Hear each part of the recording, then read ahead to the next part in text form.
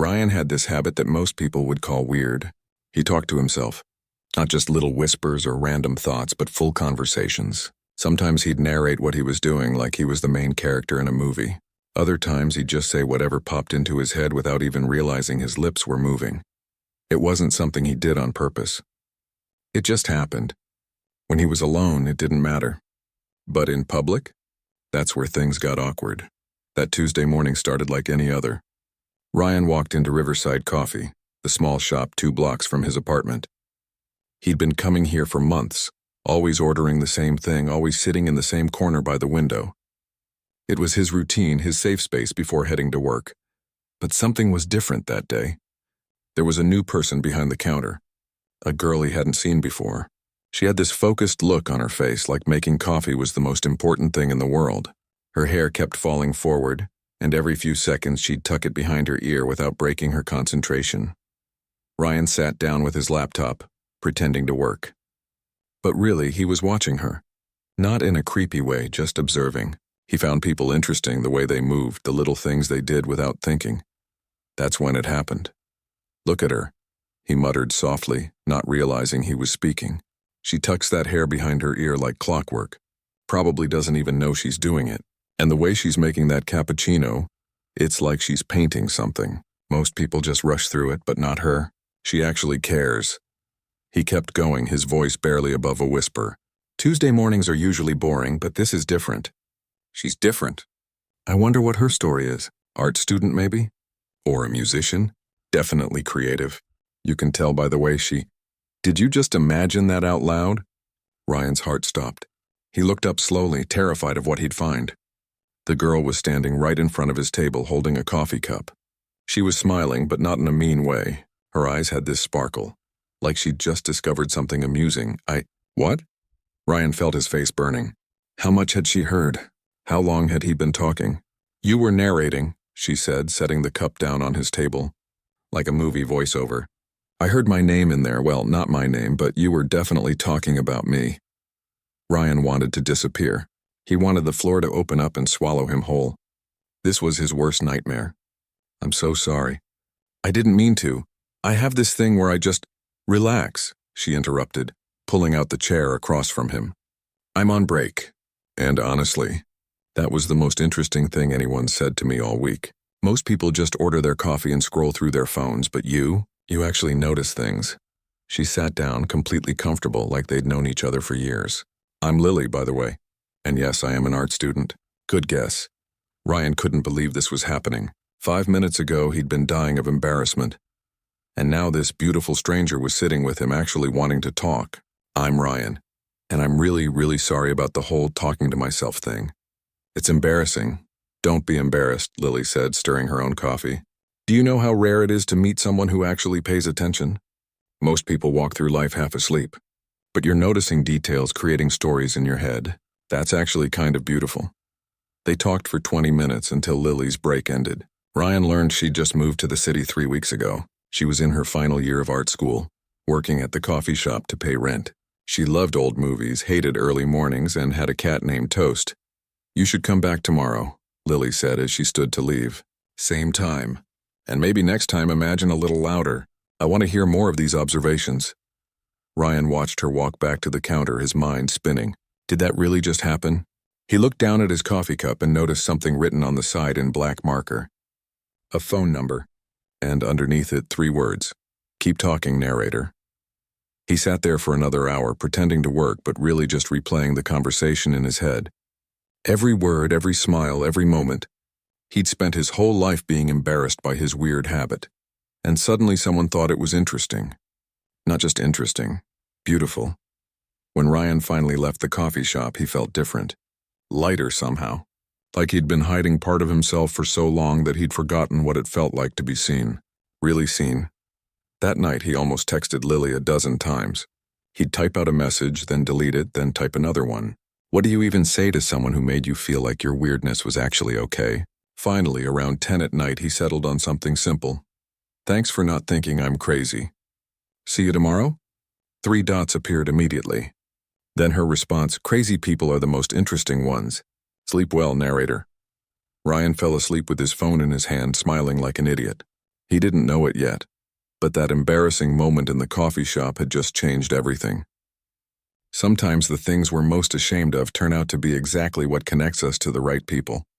Tomorrow couldn't come fast enough. The next few weeks felt like a dream Ryan didn't want to wake up from. Every morning he'd go to Riverside Coffee.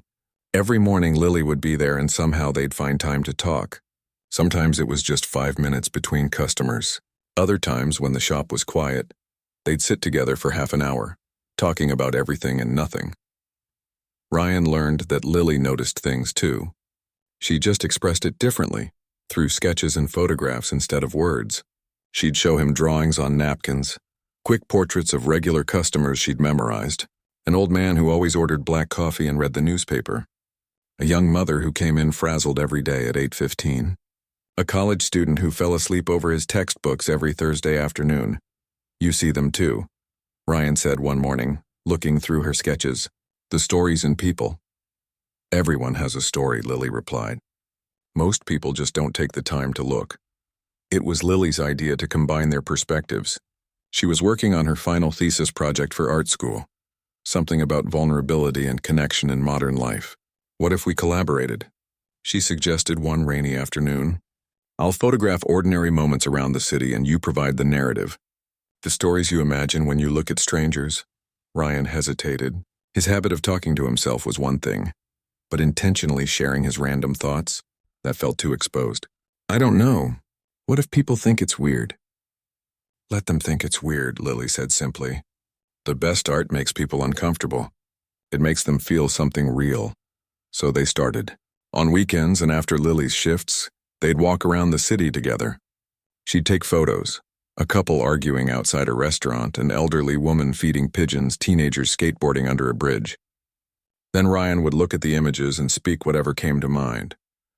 Lily would record his voice on her phone, completely unfiltered. At first, Ryan felt self-conscious. He'd start to say something, then stop himself, worried it sounded stupid. But Lily encouraged him to just let go. "Don't think," she'd say. "Just react. Tell me what you see." Slowly, Ryan relaxed into it. He'd look at a photograph and words would flow. Not planned or rehearsed, just honest observations about human nature. Loneliness, hope, the little moments that make up a life. Some of his narrations were funny. Some were sad. All of them were real. "This is you," Lily told him one evening, listening back to a recording. "This voice, these thoughts, this is the most authentic version of you. You've been hiding it your whole life." Ryan had never thought about it that way. He'd always seen his tendency to think out loud as a flaw, something broken that needed fixing. But maybe Lily was right. Maybe it was just who he was. Their project grew. Lily printed large photographs and paired them with Ryan's words, typed out in simple text below each image. They called it Unfiltered Stories We Tell Strangers. The night before her thesis presentation, they stayed up until 3 in the morning, arranging and rearranging the pieces on her apartment floor. "What if nobody gets it?" Ryan asked, sitting cross-legged among the photographs. "Then they don't get it," Lily said. She was lying on her back, staring at the ceiling. "But at least we'll have tried to show them something true." The presentation was scheduled for a Friday evening at Lily's art school. Ryan had never been so nervous. These weren't just photographs, they were his thoughts, his inner world, displayed for everyone to judge. But Lily seemed calm, almost excited. When they arrived, the gallery was already filling with people. Students, professors, families, random art lovers who showed up to these things. Ryan helped Lily hang the final pieces, his hands shaking slightly. Then people started looking. Really looking? Ryan stood in the corner, watching their faces as they read his words. Some people smiled. Some looked thoughtful. One older woman stood in front of a particular piece for almost 10 minutes, tears in her eyes. A professor approached Lily, praising the emotional honesty of the work. Other students asked questions about the creative process. People wanted to know who wrote the narratives, and when Lily pointed to Ryan, they looked at him with genuine interest. Not judgment. For the first time in his life, Ryan felt like his weird habit had given him something valuable. Not despite the strangeness, but because of it. That's when Daniel showed up. Ryan didn't notice him at first. He was too busy talking to someone about the project. But then he saw Lily's face change. She'd gone pale, her easy smile frozen in place. A tall guy in an expensive jacket was walking toward her. He had the kind of confidence that filled a room, the kind that made everyone else feel smaller. He hugged Lily like he had every right to, and she let him, but her body was stiff. Ryan felt something twist in his stomach. He didn't know who this guy was, but the way Lily looked at him, like she was bracing for impact, told him everything. The rest of the evening felt different after that. Lily was distracted, smiling, but not really present. The guy, Daniel, Ryan later learned, stayed close to her, touching her arm, whispering things that made her look uncomfortable. When the event ended and people started leaving, Ryan helped Lily pack up. "You okay?" he asked carefully. "Yeah," she said, not looking at him. "That was just someone from before, my ex. Do you want to talk about it?" "Not really," Lily said quietly. Then she looked at him and her eyes were tired in a way he hadn't seen before. "But thank you. For tonight. For all of this. You made something really special with me." They walked out together, but something had shifted. Ryan could feel it, like a door closing that had just started to open. The texts from Lily started coming less frequently. At first, Ryan told himself it was nothing. She was busy with school, tired from work, dealing with end-of-semester stress. Everyone gets overwhelmed sometimes. But deep down, he knew something had changed after that night at the gallery. Where they used to text throughout the day, now hours would pass before Lily responded. When they did meet up, she seemed distracted, checking her phone more than usual. The easy comfort they'd built together felt fragile now, like glass that could shatter any moment. Ryan tried not to be that guy, the one who got clingy and demanding. He gave her space, told himself to be patient. But the worry kept growing in his chest and he couldn't shake it off. 2 weeks after the gallery show, Lily canceled their plans for the third time. Ryan sat alone in his apartment staring at his phone, feeling that familiar ache of losing something before he'd even had a chance to hold on to it properly. He should have kept quiet. Should have just accepted her excuse and moved on with his evening. But Ryan had never been good at keeping his thoughts to himself. So when Lily's friend invited him to a group dinner that Saturday, he said yes. Maybe seeing her in a casual setting would help. Maybe things would feel normal again. The restaurant was loud and crowded, filled with Lily's art school friends. Ryan sat at the end of the table, mostly listening while everyone talked about projects and professors and gallery openings. Lily sat across from him laughing at someone's joke, but her smile didn't reach her eyes. Halfway through dinner, someone mentioned Daniel's name. Apparently, he'd been hanging around campus a lot lately. One of Lily's friends made a comment about exes who couldn't take a hint, and everyone laughed except Lily. Ryan felt the words building in his throat. He tried to stop them, tried to swallow them back down, but they came out anyway, soft at first, then louder as people started to notice. "She's pulling away," Ryan said, almost to himself. "I can see it happening, and I'm just supposed to sit here and pretend everything's fine. Watch her slip through my fingers like sand, like water, like all the good things that never stay long enough to become real." The table went silent. Every face turned toward him. Ryan's stomach dropped as he realized what he'd just done. He'd said it out loud, in front of everyone. In front of Lily. "I'm sorry," he stammered, standing up so fast his chair scraped against the floor. "I didn't mean I should go," but Lily stood too. "Wait, just wait." They ended up outside the restaurant, standing under a streetlight while people walked past them. The night air was cold and Ryan shoved his hands in his pockets, feeling exposed and stupid. "I'm sorry," he said again. "That was wrong. I shouldn't have said that in front of everyone."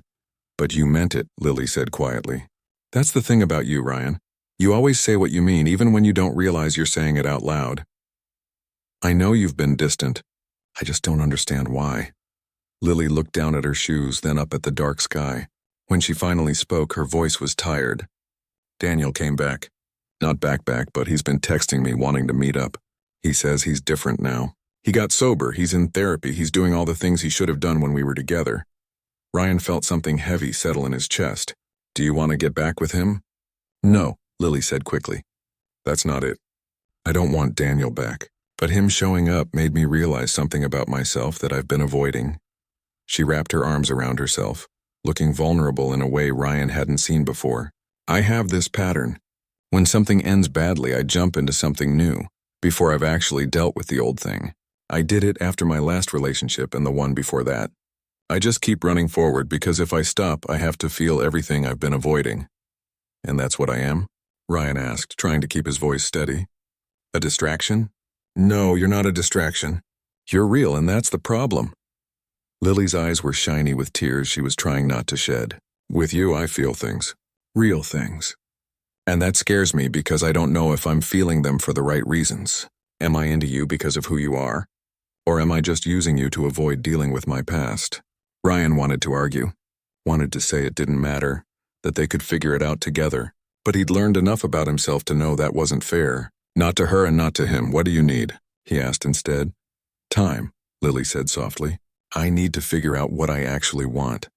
Not just what helps me avoid what I'm running from. I need to be alone for a while. Really alone. They stood there in silence, the weight of ending settling between them. Not an angry ending, just a sad one. The kind that hurt more because nobody was really wrong. Can I ask you something? Ryan said finally. Yeah. Did any of it matter? The coffee shop, the project, all of it? Lily reached out and took his hand, squeezing it once. It all mattered. You helped me see myself differently, Ryan. You taught me that being seen doesn't have to be scary. I just need to make sure I can see myself clearly first. They said goodbye on that sidewalk. No anger, no drama, just a quiet acknowledgement that sometimes caring about someone means letting them go. Ryan walked home alone, his mind surprisingly quiet. For once, he wasn't narrating his thoughts or imagining how things could have been different. He was just walking, feeling everything, letting it hurt. When he got to his apartment, he pulled out the journal he'd been keeping since meeting Lily. He flipped through pages of observations and random thoughts, all the little moments he'd documented. Then he closed it and put it in a drawer. For the first time in weeks, Ryan didn't text Lily goodnight. He didn't check his phone every 5 minutes hoping for a message. He just sat on his couch in the dark, letting himself feel the full weight of losing something good. The next morning, everything looked the same but felt different. The coffee shop on the corner, the route to work, the city skyline. It was all there, but the color had drained out of it somehow. Lily had painted his world in brighter shades, and now he had to learn how to see it in ordinary tones again. Ryan stopped going to Riverside Coffee. It hurt too much seeing that corner where they first met, imagining her behind the counter even though she'd already quit that job. He found a new place, a chain coffee shop with no personality and no memories. His co-workers noticed he was quieter than usual. His sister called 3 times before he finally answered and told her what happened. She listened without trying to fix anything, which was exactly what he needed. Sometimes people come into our lives to teach us something, she said, and then they leave because the lesson is over. Ryan wanted to believe that. Wanted to find meaning in the hurt, but mostly he just missed her. Missed the way she looked at him like his weirdness was wonderful instead of wrong. Missed having someone who understood the strange way his mind worked. 3 months passed like that.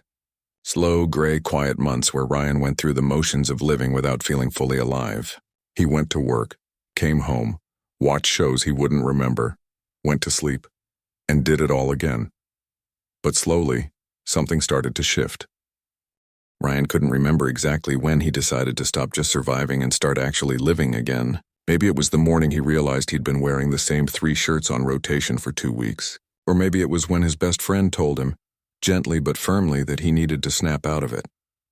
You can't just wait around hoping she comes back, his friend said over drinks one evening. You've got to figure out who you are without her. The words stung because they were true. Ryan had spent 3 months in a fog, treating his life like a waiting room. But waiting for what? For Lily to text? For the hurt to magically disappear? For everything to go back to how it was? None of that was coming. He knew that. So he decided to do something he'd been avoiding for years.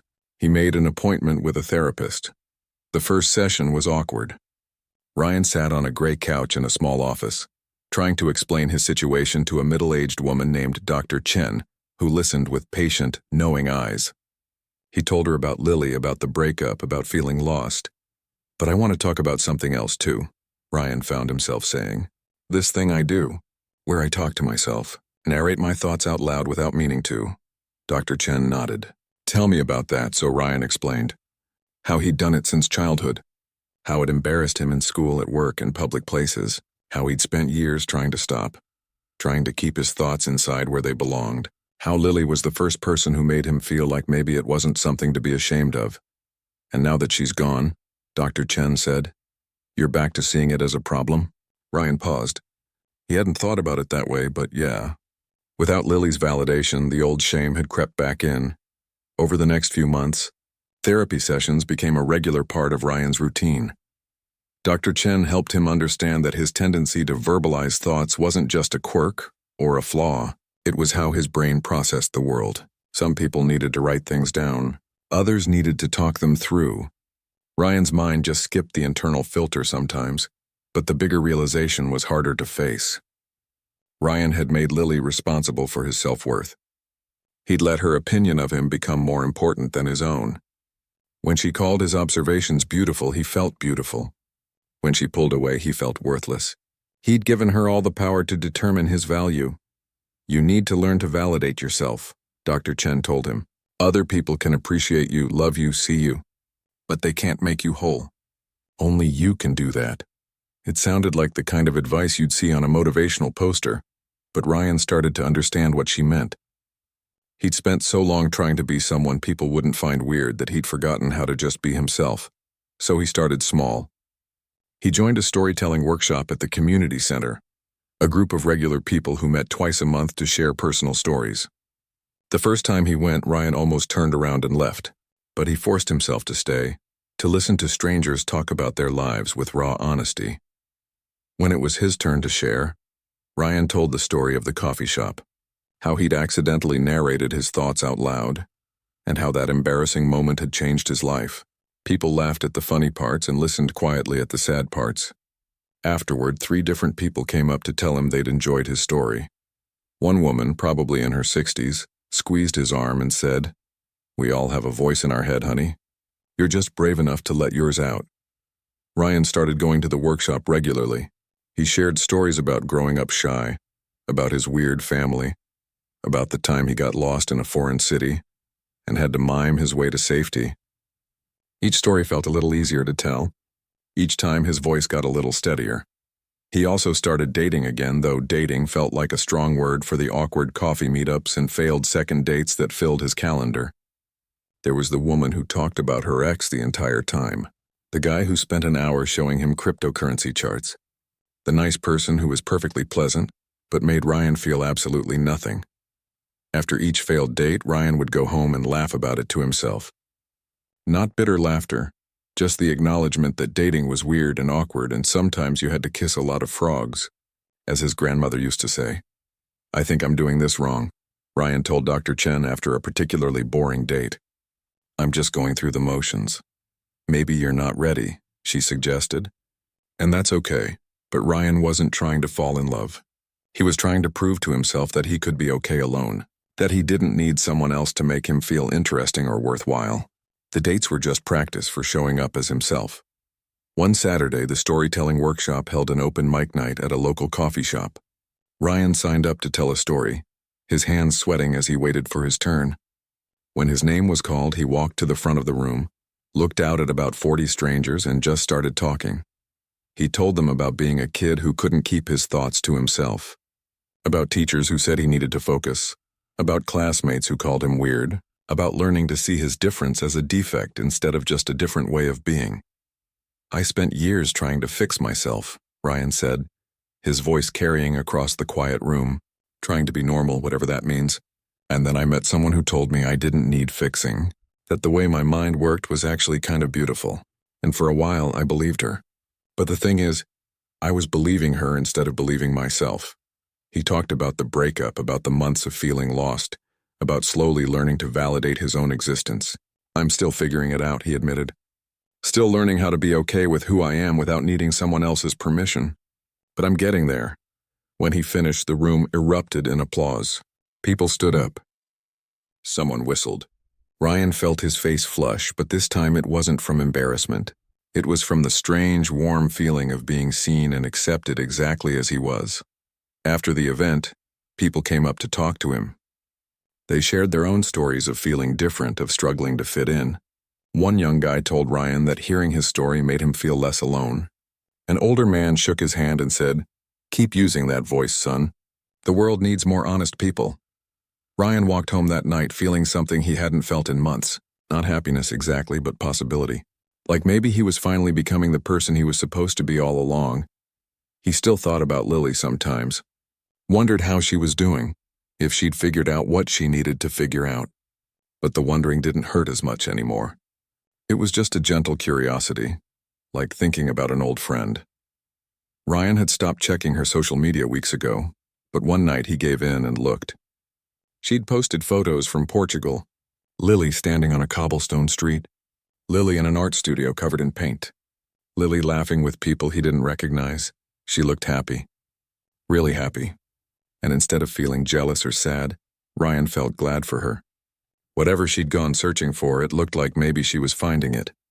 He closed the app and put his phone away. Then he pulled out his journal and started writing. Not about Lily, not about what he'd lost, just observations about his day, thoughts about the city, random ideas that made him smile, his own voice narrating his own life exactly as it was. 9 months after their goodbye on that sidewalk, Ryan's phone buzzed with a text from an unknown number. His heart jumped before he even read it. Somehow he knew. "Hey, I'm back in town. Want to get coffee tomorrow?" Ryan stared at the message for a long time. Then he typed back a simple response. "Yeah, I'd like that." Ryan arrived at the coffee shop 15 minutes early. Not Riverside Coffee, where they'd first met. They'd both agreed on somewhere neutral, a quiet place neither of them had history with. He ordered a black coffee and sat by the window watching. People walked past while his mind ran through 100 different scenarios of how this could go. When Lily walked in, Ryan's breath caught for just a second. She looked the same but different somehow. Her hair was shorter, cut just above her shoulders. She moved with this quiet confidence he didn't remember her having before. When she spotted him and smiled, it was genuine and calm without the nervous energy that used to follow her around. "Hey," she said, sliding into the seat across from him. "Hey yourself." They ordered drinks and spent the first few minutes on safe topics. How was Portugal?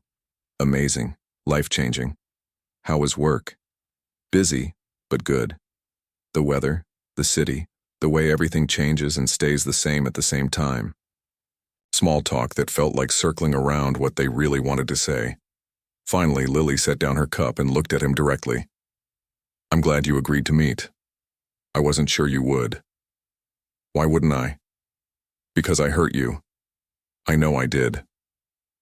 And you would have been completely justified in telling me to leave you alone." Ryan considered this. "Yeah, you hurt me, but I survived.